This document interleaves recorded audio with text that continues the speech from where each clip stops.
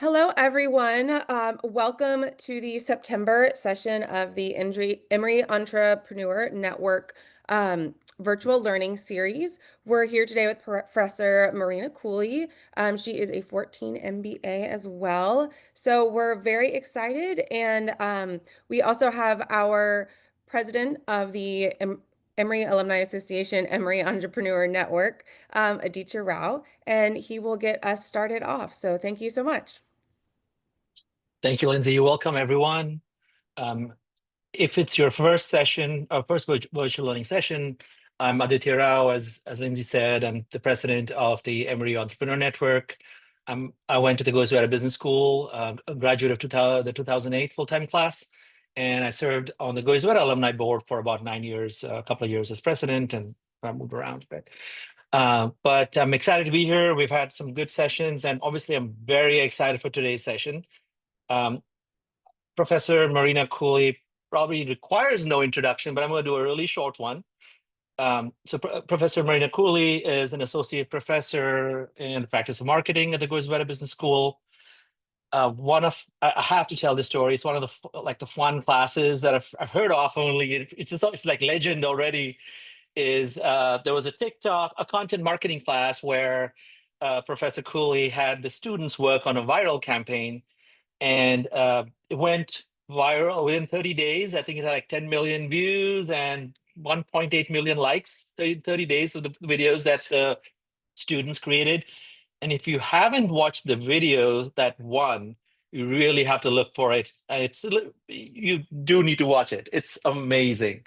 Um, and Professor Maria Cooley has been in brand management, strategic marketing roles with Coca-Cola. I worked in management consulting at IBM. So a lot of experience in the field. I know one of her focus areas right now is cross-platform. I think she knows everything about every platform, to be honest. Every time we have had a conversation, it's been pretty amazing. So I'm super excited for the session. And with that, I'd like to hand it over to Professor Marina Cooley. Thank you so much. All right, I think we'll start by making things a lot less formal for those of you that don't know me. In addition to studying marketing and social media platforms, I'm also a total Danophile. I'm obsessed with Denmark and have started studying a lot about work-life balance in Denmark. And one of the things that has really inspired me is how little hierarchy they have there. So all teachers are called by a first name from a very young age. So we will drop the professor thing, and you can call me Marina. I'm a person. Okay, so you can see I'm a little bit nasally. I'm getting over a cold. One of the things about being in academia is that after a summer, you walk into a classroom and you are surrounded by 260 people that are carrying germs. So I have yet to get through a first week of school without coming home with a nice gift. So if I start coughing, I'll just mute myself for a minute, but I am delighted to be with you. And as someone that adores being in the classroom, I love writing, researching, and sharing it with an active audience. This is pretty much the hardest version of lecturing, which is that all I see is a black screen with people's names. So it's very one-sided. So this is the only thing I ask. If I say something that you are like, wow, I would love a double click on that, please don't save your questions for the end. Just pop it in. And I'm sure someone else also is wondering how to get more information on specifically that. So please stop me. My worst version of this is that I get to talk for 40 minutes straight. But with that, I will get started. I'll tell you a little bit about the TikTok story that we just referenced, because I just want you to know the perspective that I'm coming from. This is my life in logos. That is how marketers speak. So I have been in the brand world for a long time. I have worked on really large budgets, small budgets. And the goal with no matter how many dollars we have is to actually break through to our customer and inspire action. Sometimes that action has a long tail, and so we're working on just, hey, do you know I'm alive? Do you know I exist? All the way through to the customer acquisition and the purchase. But we want to make sure that all of our dollars are spent impactfully, and that starts with content. So I joined Emory in 2021. And for a while, I was staying current in the classroom by taking on clients and making sure that I understood the challenges that they were facing. But then something really interesting happened in 2022, which is that I started experimenting on platforms, and I realized this was a way more impactful way to teach one of the best content marketing classes in the US than it was to even work with clients. So I'll give you like a little tale of how I learned about TikTok. So there we were, and I was like, okay, TikTok is the wild, wild west. They are letting just about anything go viral if it has the right attributes. We're going to break out into teams. Like, here we go. And from pretty much day one, using the sticky attributes that I will introduce you today, we were off and running. So our first video had 30,000 views. By day 15, we were getting 780,000 views. This featured President Fenves. By day 24, we were in the millions. By day 25, we were still there. And on the last day, we had our best performing videos. So that is how we got to the 10 million. The New York Times ended up writing about the class, as did other publications. But it was such a light bulb moment for me. And this is what I want to pass on to you as well. You really can't create breakthrough content without having some part of the creation in your hands. Even if you're outsourcing, I'm going to encourage you to consume and experiment. TikTok was actually a horrible fit for me though. So even though I learned a lot about the way that I wanted to approach, it gave me a lot of brain rot. Like it was not a good fit. There was a lack of community, and I didn't really want to make college-based content. But I took that experimenting and went to another platform. So at the time, Twitter, which I still am not really calling X, and I'm bet you're not either. I knew that the flood of thought leadership was leaving and it was coming to LinkedIn, and I thought LinkedIn could be a really interesting place. We'll talk more about LinkedIn today because I think it's probably a very interesting place for many of you. But I did exactly the same thing on LinkedIn. This time I didn't have the help of a lot of amazing Gen Z students. I was out there on my own, but I essentially, started on this platform, and for 90 days straight, I just asked this question of, if I create sticky content, can I also go viral and make an outsized impact in engagement? And it worked. So 60 posts, 90 days, 1 million views for an account with less than 5,000 followers. Nothing about that statistically should work. So it's an excellent proof point for all of you that when you make good content, you can break through.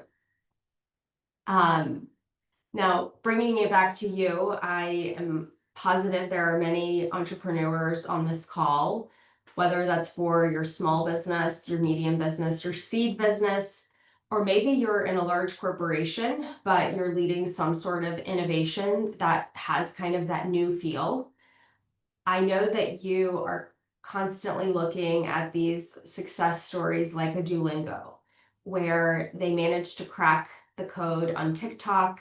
They were able to efficiently reach eyeballs, so that drives revenue. And at the same time, because you're so efficiently reaching those eyeballs, it's a really positive to your overall P&L. And so Duolingo is held up as this, look what you can do. But I want to be cognizant with you that this is like a true success story. So if you're on this call, you probably already believe this, or maybe someone on your team keeps telling you, but hey, you've got to build a brand, you've got to have a social media presence, and you've got to leverage social media for business leads. And all of that is right. That is 100% true. But also, none of that is easy. None of it is easy at all. So what I wanted to do is talk a little bit about what makes it so hard, and then provide you with a toolkit of your best chance of making the hard a little bit easier. And I do promise I will leave you on a positive note. So what we're living in right now is the attention economy. If you were in class with me, I would ask you how many of you are familiar with this term. And the attention economy is a term that was coined by a psychologist, economist, and Nobel laureate. And he said that the bottleneck of human thought is going to be limited by what we can perceive in stimulating environments and what we can do. So already there was this prediction that there was going to be more information in the world than we could possibly process. Now, I know attention economy is a very new and trendy term, but it was coined in 1971. 50 years ago, we started to have an inkling that there might be too much information out there. So 50 years later, a lot has happened, and the amount of noise is more than we could have ever imagined when we coined this term. So just as an example of what's happened, not even in the last 50 years, but just the last 20, LinkedIn, Facebook, YouTube, Twitter, Tumblr. By 2008, we've reached 100 million users on Facebook. In 2009, the like button is introduced, and that is what changes social media as we know it, because it became less about community and more about performance with a metric behind it. In 2010, we get Instagram, then Snapchat, and then TikTok. So this ecosystem is what I have really built an expertise around, the attention economy. And I think of it as having 4 incredibly important and reliant components. So we've got the platforms, but the platforms would be nothing without the creators. There's nothing for us to do on a platform if there's not great content to consume, and we'll look at that in a little bit more detail.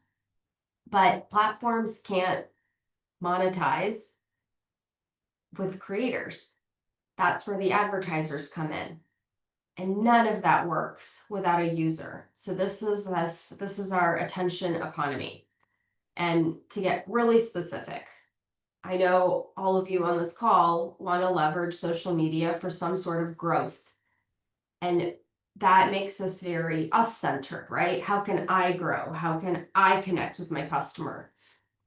But I'll share with you what I share with my students is that you really can't successfully grow your audience without understanding the mechanics of what a platform is trying to do. Otherwise, you're just going to be fighting against it. So always remember that the business goal of social media is to generate revenue. It is not this beautiful vision of connecting us and like-minded people. It is to generate revenue, and that revenue comes from advertisers. So the advertisers, they need eyeballs.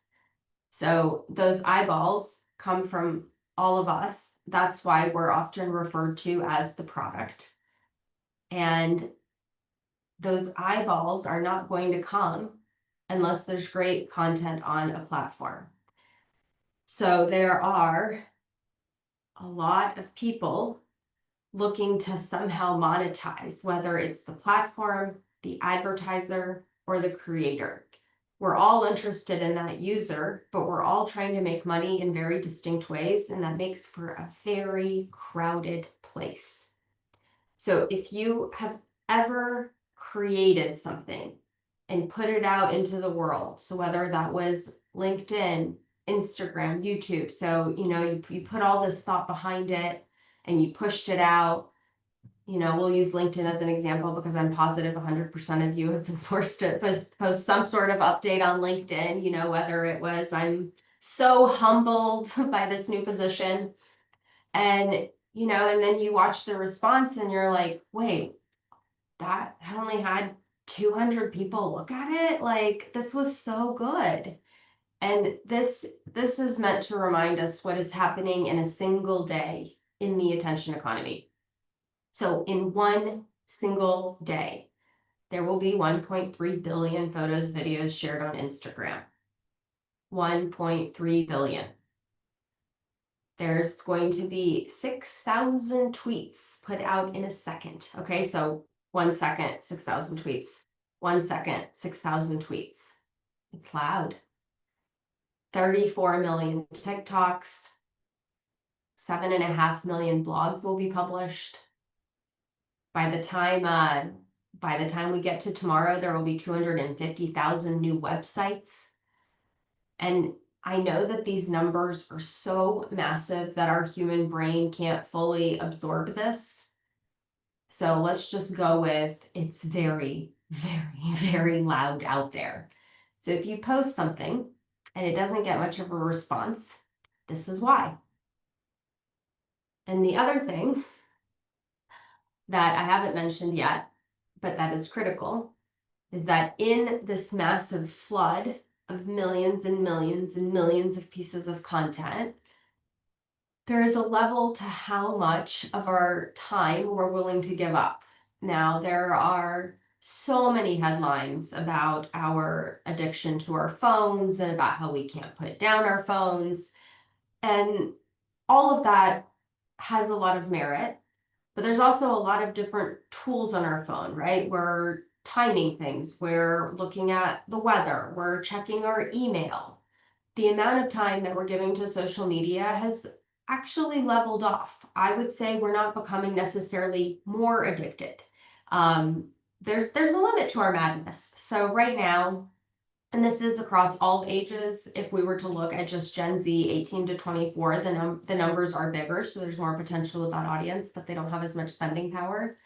But on average, right now, we're willing to give up about an hour and a half a day of consuming content. So I'm gonna click back one more time. So all of this, all of these millions have to somehow get truncated into this hour and a half. And the next day, there will be new millions and another hour and a half. And so your goal is to somehow get in front of the right person in that hour and a half time span among millions of other pieces of content. So I'll primarily be talking about short form content today, video. So this can apply to Instagram, YouTube, TikTok, of course, and I will talk a little bit about LinkedIn. Go for it. Marina, we do have a question finally. It did seem like a very quiet crowd today, but there's a question about from Asher who asks, curious about your thoughts on Substack. Is it social media? It seems like right now, it's about longer form content, which is very different from the other social media platforms and goes against what we think about. People don't want to read, spend time on things. Do you think it's smart for businesses to begin leveraging it now? And there was someone also confirmed that it's a question they were curious about. Yeah, awesome. Okay, I mean, I would love to give an entire webinar just Substack. Substack is my favorite place right now. Is it a social media platform? Absolutely. And it is certainly heading that direction. For the infancy of Substack, so I've been studying Substack for the last 3 years, it very much felt like the antidote to short form content. So this was the place for readers, this was the place for writers. There are no ads on Substack yet. So it feels like a very new, refreshing place. And it has a route to monetization.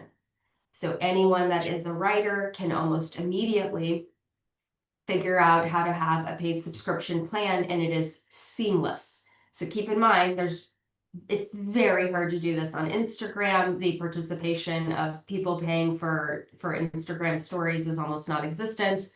TikTok, it doesn't work. So Substack is unique in that they're actually creating this direct line of you write, you get paid.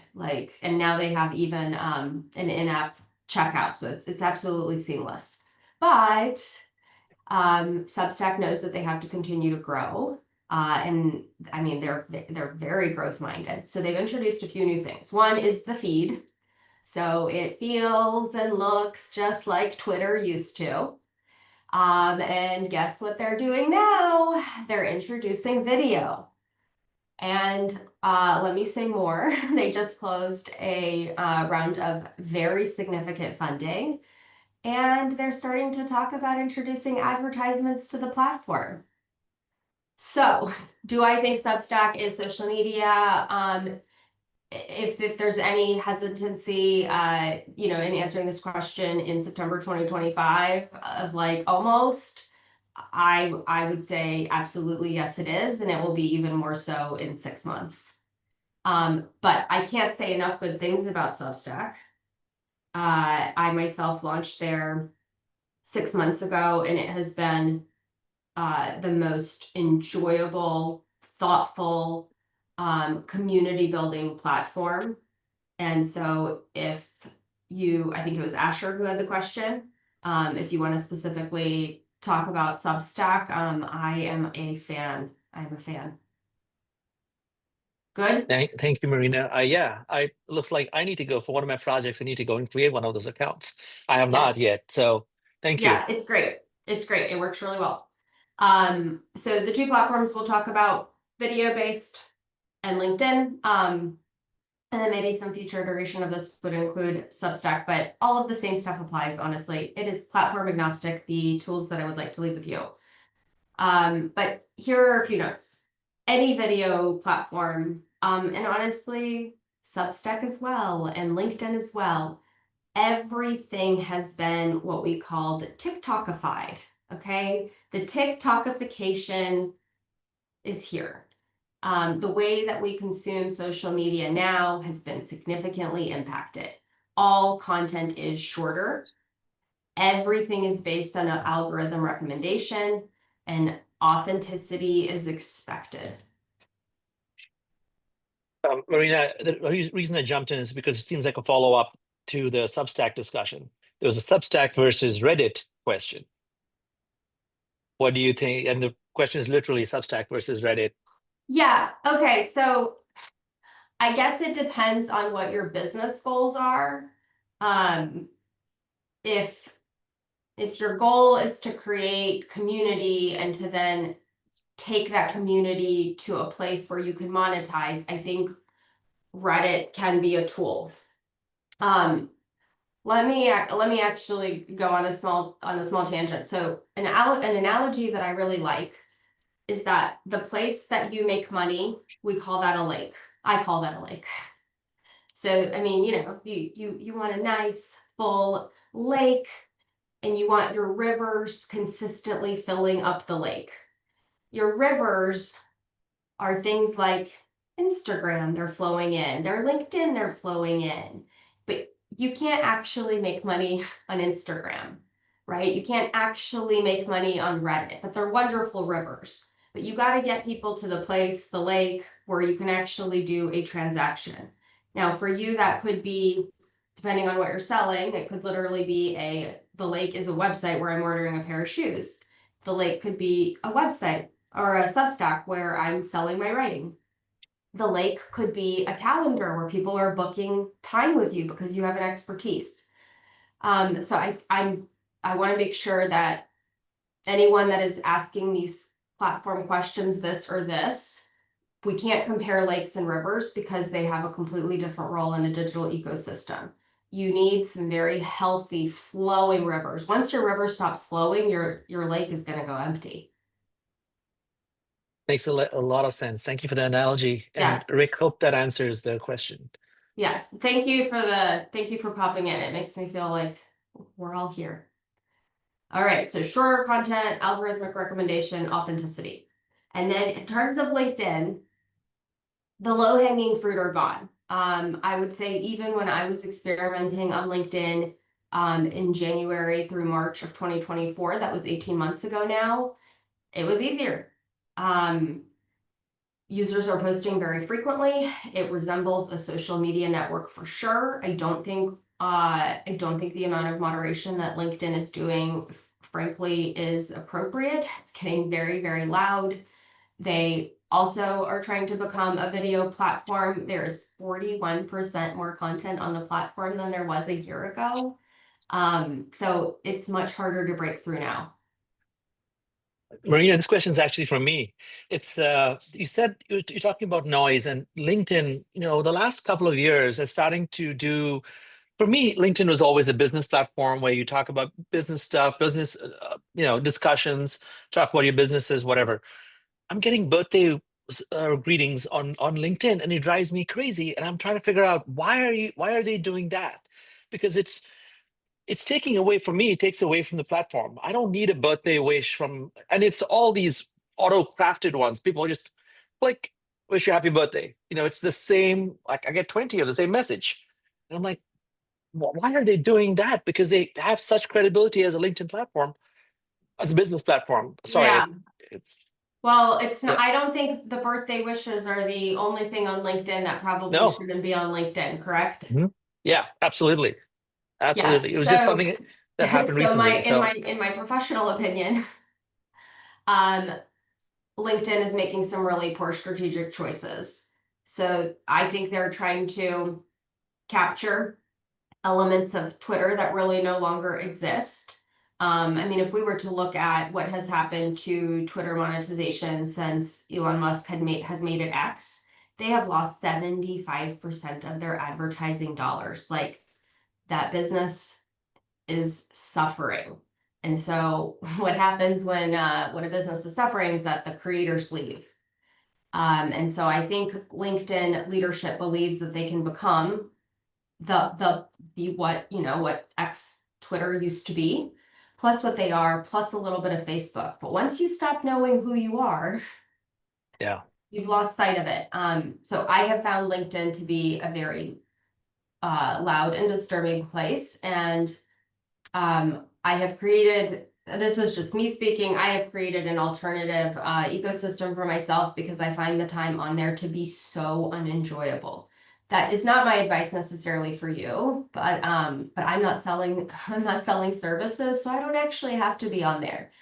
Um, any other questions around LinkedIn? We'll look at a few Y- things y- that I think will be Yeah, helpful.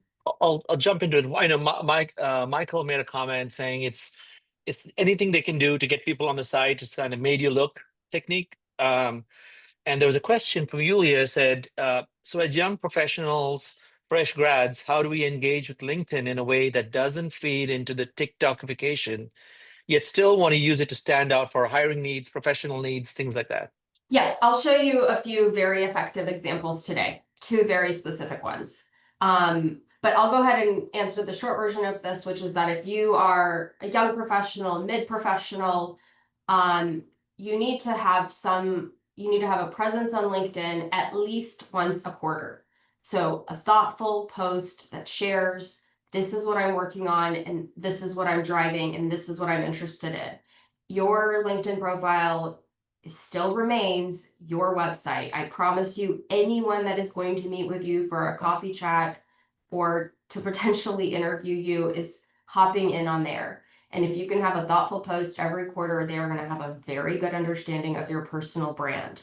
So you are, I'm not in exactly the same place in my career, but if you are a young professional, please do not abandon that. You have to do it.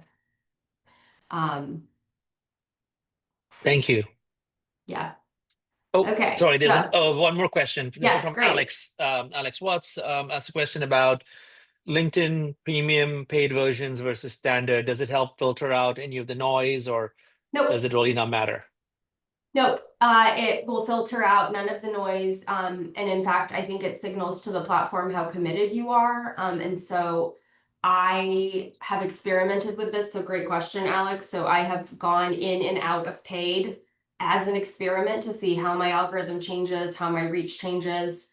Um, and I have noticed that when I have it turned on, I have more sales messages coming in because I think it signals to people that I'm like ripe for connections. And then in terms of reach, I honestly do not see any difference. Now, if you are in a sales role and you want to have unlimited contacts to reaching people on LinkedIn, of course, it's worth the $69.99 a month to have the premium access. Thank you. Yes, absolutely. Good question. All right, so how are we going to break through? If you are in a role of making content, or if you have someone in your team that does this, or you hire, an amazingly talented Gen Z digital native, a good place to start until you get really savvy and can do this in your sleep this framework, which is what I will leave with you.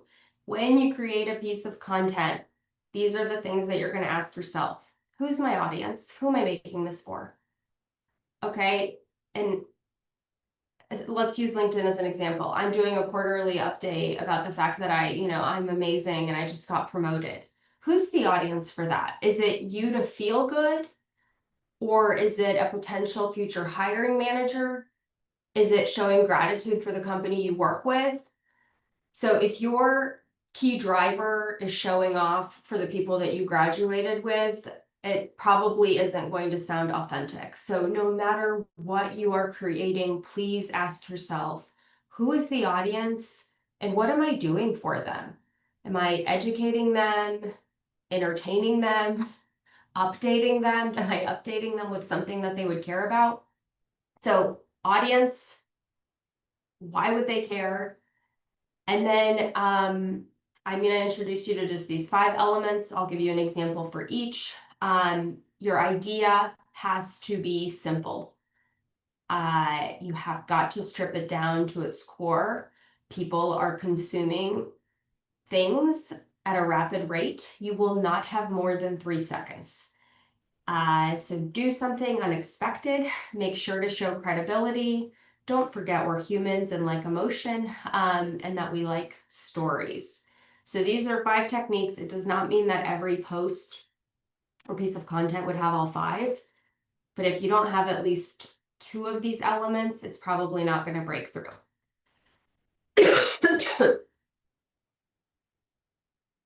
So let's look at a few good examples. Simple. How do you know that you have gotten a message down to its core? Well, if I look at it in 3 seconds, I should understand who's the customer, what are we solving for them, and what potential struggle are they facing. And that's hard to do in 3 seconds, but like here's one. So this is GoodRx. Stop paying too much for prescriptions. I mean, it is down to the core. It is for people that buy medication. That does not mean sick people. A lot of people take medication to stay healthy. So it's okay. If I buy medicine, this is me. They're getting at the fact that I'm probably paying too much. And what they can do for me is save me money. This is good. It's not fancy, but it's good. Here's one that is fancier, but again, 3 seconds. I'm walking by. This is a clothing brand. Being naked is the #1 most sustainable option. We're #2. So when you look at this, if you don't like align with it because you're not an eco customer, that's fantastic. That means that they've had the discipline to say, this is who my customer is, and they would connect with this. So eco-friendly people who want to buy sustainable fashion, and the struggle is that there is a lot of fast fashion out there that makes them feel gross. 3 seconds, they got it across. So let's do this in our LinkedIn world, okay? So you are meeting with someone who might be a potential investor, you're meeting with your next hire, you're meeting with someone that you hope could be your chief of staff, your new head of sales. They are going to look you up on LinkedIn, and in 3 seconds, from just your masthead, they should understand who do you do something for, right? What kind of problems can you help them with? So this is a Goizueta alum. I've used this in the past, so don't worry, she's not upset that I'm using her photo. But I look at this profile, and what do I know? I know that Alex does customer experience at UPS. You might know what that means. I do not. There are no anchors or hook. I have no idea what that means. So this is not a compelling way to communicate who you are in 3 seconds. So let's look at a few more examples.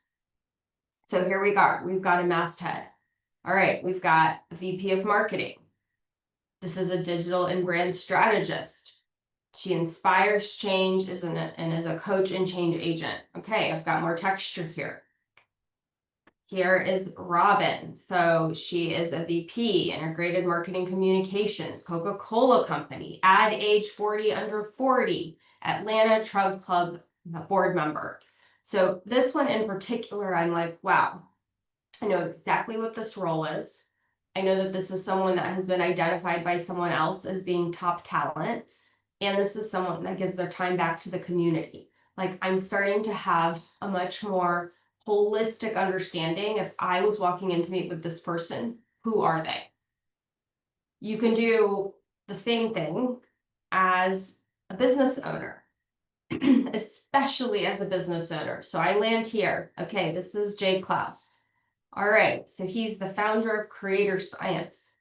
He helps creators get a higher return on attention. Wow. Okay, well, if I were solving the problem of being a business owner that needed to get more attention, this is who he helps. He runs experiments and he shares it with 60,000 readers. Oh, okay, so this is like someone that has built a reputation in this industry. Super effective. Here's another one. I help startups make money and fight the big guys with creative brand messaging.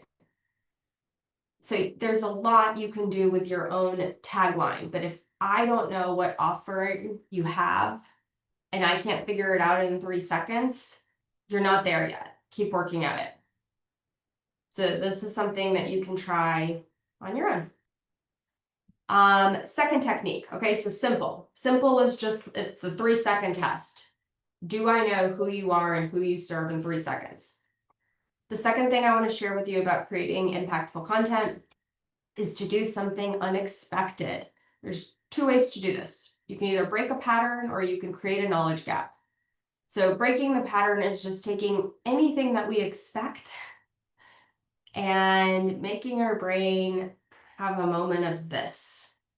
So here, Land Rover, right, they remove these letters, which forces us to try to figure out a puzzle. Why has Chick-fil-A been so impactful? Because they break the pattern. Why are cows talking to me about chicken? This is one of my favorite pieces of work, but here is a clothing brand telling me to not buy their clothes.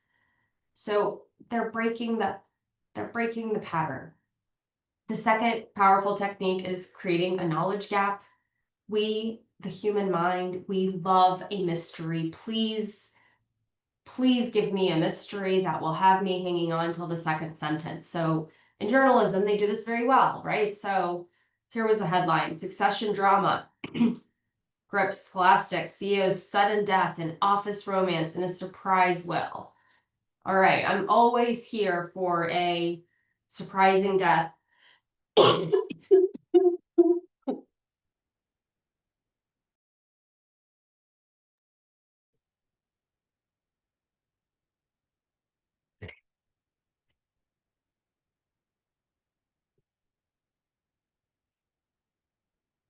We're alive. Yeah. Okay. Glad you're okay. You know, what's the difference between this and like a line which says something like, "There are so many of these that they're clickbait, where they want me to click," and the moment I read the title, I'm like, "Oh, this is clickbait," because they're like, "What happens surprises you, you know, whatever else happens is going to surprise you," or some crap like that. And I'm like, "Oh, this BS." Yeah, I'm gonna click you on it, gotta be get with the nothing. crap. Yeah, Except you're that's gonna right. not deliver crap. Yeah. Okay. Yeah. So That's I fair. mean, why does clickbait work? Because it creates a mystery. Now, when you don't have a mystery that ends with a nice resolution, you start to not trust the source that came from. But let me show you. You went on mute, Marina. Okay. Thank you. Did you get any of that? You said I'll show a couple of examples, and then you went Okay, quiet. perfect. So, somebody dies, there's a lot of money at stake. And it's like, okay, cool. There's $1.2 billion. He didn't give it to his sons or his siblings or his ex-wife. Like, who got the money? Like, yes, it's clickbait, but is it? Like, this is an interesting story, and humans love stories.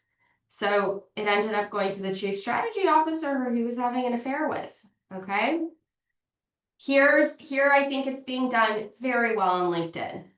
All right, let's look at these. I feel like a jerk posting about this, but I'm going to anyway. Like, I'm sorry, but I want to know, what do you feel like a jerk about? Logged back onto X to see what I may have been missing. Immediately I saw, what? What did you see? What would you do with 4 months off work? Well, I know what I would do. What'd you do? My LinkedIn engagement is at 45%. Here's why. Why? So are these clickbait? I mean, that's our new name for it, but I think creating a knowledge gap is so much older than the term clickbait on the internet. This is effective storytelling. Lead me in. Tell me a story. Surprise me. Does that feel better? Yes, it feels a lot better, especially if I get something out of clicking on it, right? And then there are a lot of these where you click on something and then I'm like, I learned absolutely nothing from that. And then Yes. I'm less likely to click on the next one I see because I'm like, that was crap. I wasted my time. Yes. So thank you. That is very helpful. And Lindsay had a question which says, can you speak at all to the recent news around I'm assuming she means denim, jeans commercials from a marketing standpoint? I don't know the reference. Sweeney, Denim, yes, that's right. American That's Eagle. I'm assuming that's right. That's what she's saying. Yes. I mean, their stock went up by 30%. They got more brand attention than they've ever gotten, and they hijacked the attention economy for like 2 days. I think they did a pretty good job. Yeah, say so. Thank you. Yeah. All right. You can use credibility in very impactful ways. There's a lot of ways to do this. It's all over online. You can find examples. So think about your own business, make yourself a list of why people should believe, and then turn those into simple ideas. So what proof points do you have? Do you stand behind your product so much that you would give people money back? Do you have 2,000 5-star reviews? Do you have publications that have said, hey, you're fantastic? If so, be using all of that. If there is an authority that can stand behind your product, leverage that. Something that we're seeing a lot on LinkedIn now, right, is, hey, I'm ex Google, I'm ex Apple. All of those brands carry significance. So those could potentially be part of your headline.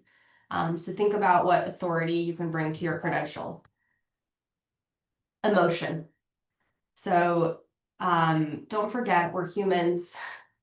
We love feeling things. We like feeling enthusiasm and we love feeling anger. What we don't like is being neutral. So think about how you can understand the identity behind a consumer and how to stop being so rational and sometimes hit that emotional chord. So, don't buy from the bad guys. Oh, well, why are they bad guys? There's a lot you can do by going a little bit deeper than rational. So there's a question from Don, and she said, I can apply this across the board, even to no tech bulletin boards, QR codes. And she's asking about your thoughts on QR codes, using QR codes for folks to get to the website or a page or anything. Like, should you use QR codes?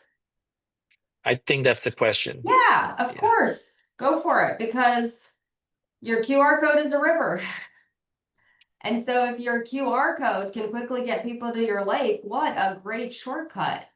You've probably eliminated 2 or 3 steps in the consumer journey, and that's amazing. Yeah, Thank you. I mean, I Oh, still find them to be incredibly impactful. and Don followed up to say, and yes, and what are the challenges with this? With using QR codes? I'm thinking, Don, you may have to provide a little more context there. Oh, why don't we continue and we can come back Okay, to it great. in a second. Yep. We are almost at the end, and then I'll just do like a broad question. So Sounds good. I believe we will share this deck. And as you create content, and when I say content, it doesn't even have to be, hey, I'm posting this on social media. Likely many of you are presenting to boards, customers, and they deserve to have breakthrough sticky content as well. They're probably hearing pitches from tons of other businesses that they could invest their money into. So make sure that the way that you are presenting your ideas is compelling and sticky and memorable. So this is what I'll leave you with. And then I do want to kind of put a period at the end of the sentence to my own creator journey, and then leave you with 9 key takeaways. So I told you I did this LinkedIn experiment. I did it for 90 days, and I honestly hated all of it. LinkedIn was a horrible fit for me. I felt like the commenting culture on LinkedIn is very unhealthy. The way that the algorithm works is almost like a pyramid scheme. So for your content to be seen, they ideally want you to post your content and then spend 60 minutes commenting on other people's posts. And that is just crazy. There's a lot of misinformation on there, a lot of fake expertise. So be careful. And unless you have a business that can be monetized directly from people you meet on LinkedIn, it can create a really long sales cycle. But I ended up falling in love with Instagram, and using these same sticky content principles. I have built a really wonderful community on there.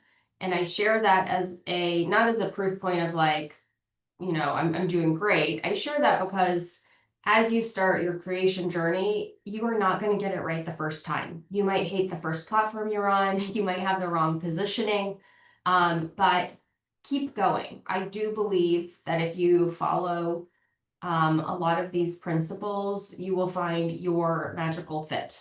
So here are the 9 lessons that I'll leave you with, and then I think we'll have about 5 minutes for questions. A lot of people want to jump right into, okay, let's create a content calendar. Okay, I'm like inspired, let's get going.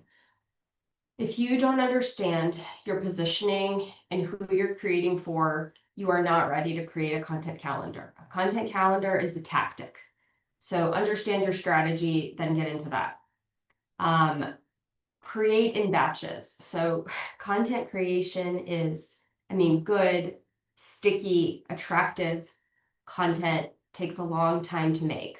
And having to try to do something every day is going to make you spastic and unfocused in the work that really matters.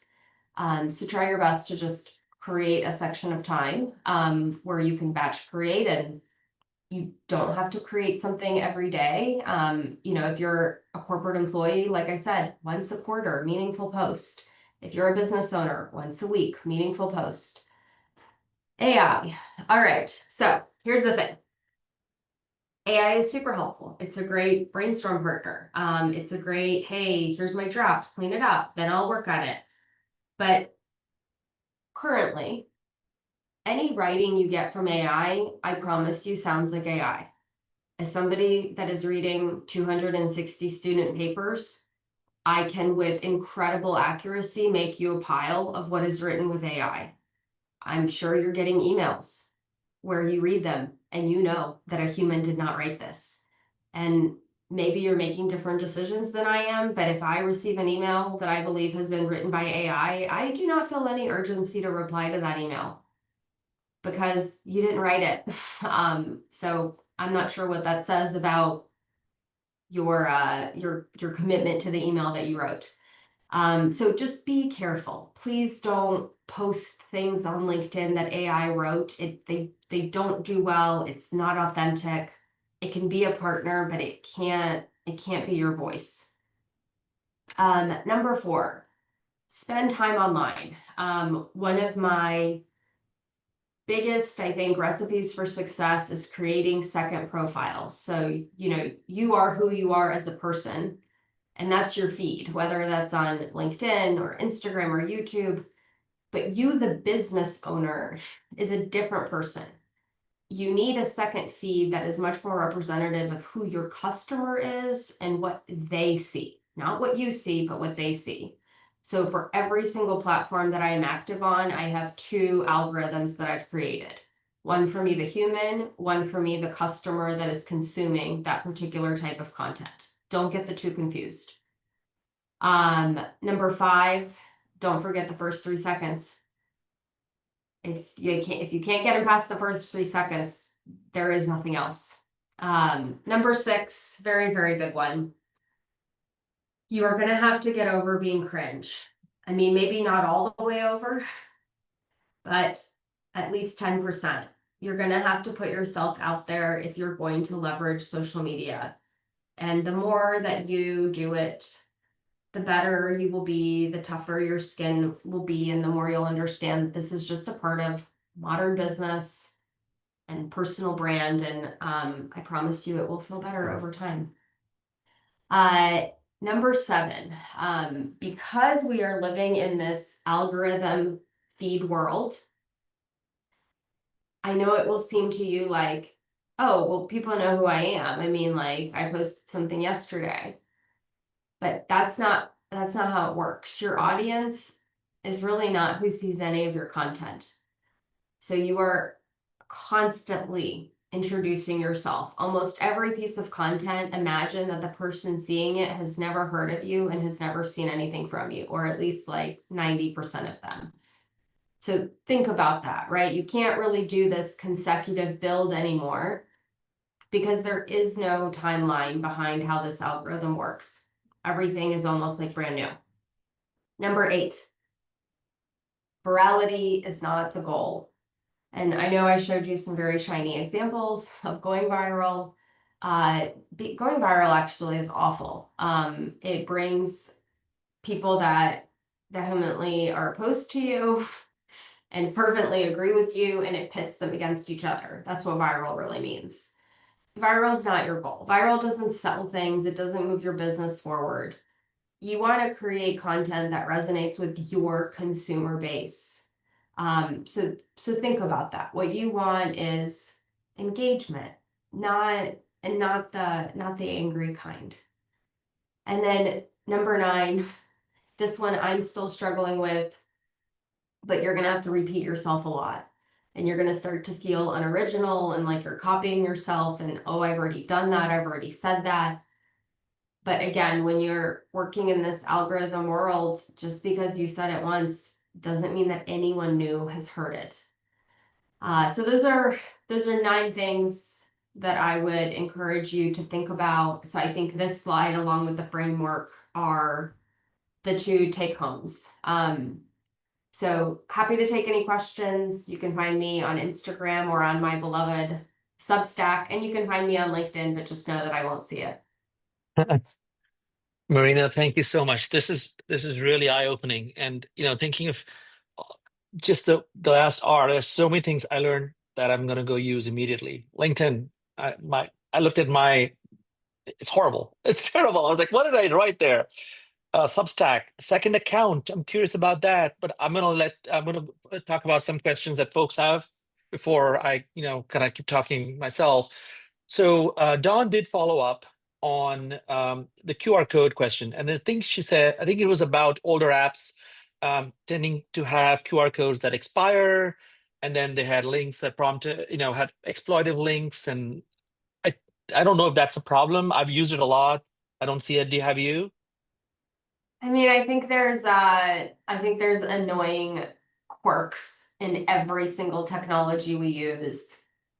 So there's probably just, you have to have a small work stream against making sure that not just QR codes are live, but that your links are alive. Yeah, thank you. So just like what would we call this? Just like a digital housekeeping, you need to have a routine. All right, thank you. Yulia has another follow-up question, and she says, any suggestions for young grads who are continuing to explore, figure out their personal brand? What if you're still in the stage where your masthead can't be as specific, like some of the examples that you shared? Someone who's not VP of marketing, eager to connect with teams, blah blah blah. So what do you recommend for them?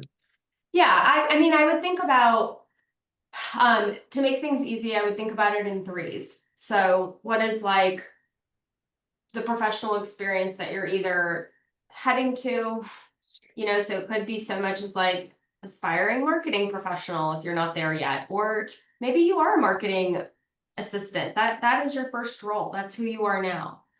Then I would think about one skill set that you really believe you have built out. So try to make this a credential. Even something like if in college you were a student athlete, I mean, I can't convey to you how strong that personal brand component is when you're out in the real world. Every hiring manager that I have spoken with is like, I love an athlete because I know they managed a workload and practices and meets, and that is a person that is going to be able to handle a really big load. So if there's something from from your college experience, maybe you were the editor of a newspaper, just anything that shows that your commitment to take in a lot of information and handle it. And then I think the third thing can be something about you as a human.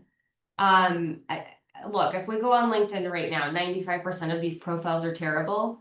So if there's something in this that's like, like track runner, serial hobbyist, like be a little bit human.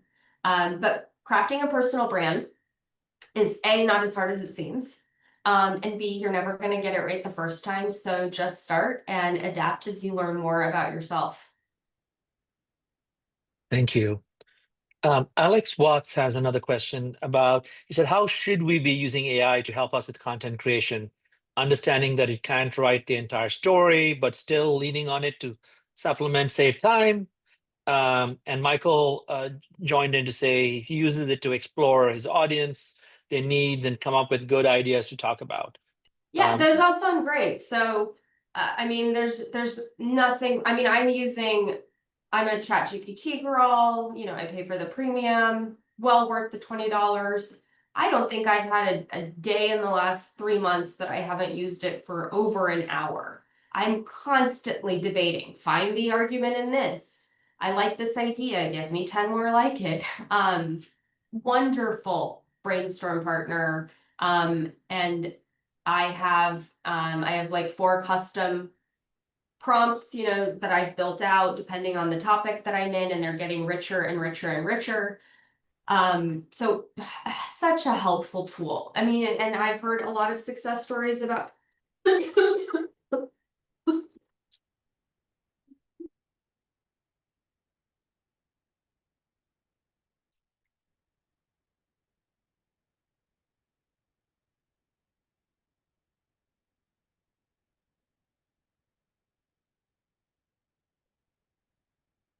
Hope you feel better soon. That's tough, even in the classroom. Okay, I don't know if I'm gonna make it. Um, so great thought partner, but please do not take anything and copy paste it because it's so obvious. We're just not there yet. Yeah, thank you. And we're actually at time, so I do want to be respectful of your time. I know there are a couple of more questions. I don't think we're going to get to them. So we can figure out the way we can get some quick responses and send it out to the audience. But Marina, thank you so much for taking the time to do this. I'm seeing a lot of comments about folks finding this session very, very useful. And personally, me too. Like I said, the things I learned, which I'm going to go and implement immediately. We really appreciate the time that you're taking to do this, and give us insights that we had no idea about, I would say. Thank you so much. Thank you And for thank you having all me. I for was really joining. looking forward to this, and even though I'm still really sick, please excuse all the coughing. I did not want to cancel this. We appreciate that. You're a trooper. Did you have anything else, Marina, that you wanted to wrap up with? No, feel free to reach out. And again, LinkedIn is just not the place these days to find me, but you can find me on my Emory email address, Marina Cooley at emory.edu. And you're welcome to join me on any of the socials. That sounds And I good. will share Thank this you deck. again. Perfect. We'll post the video, as Lindsay said, on the YouTube channel. Thank you all for joining. You'll get more information about our next session, which is around social enterprise with Brian Gibble from the Goes Better Business Institute. So we look forward to seeing you then. And once again, Marina, thank you so much. Take care, everyone.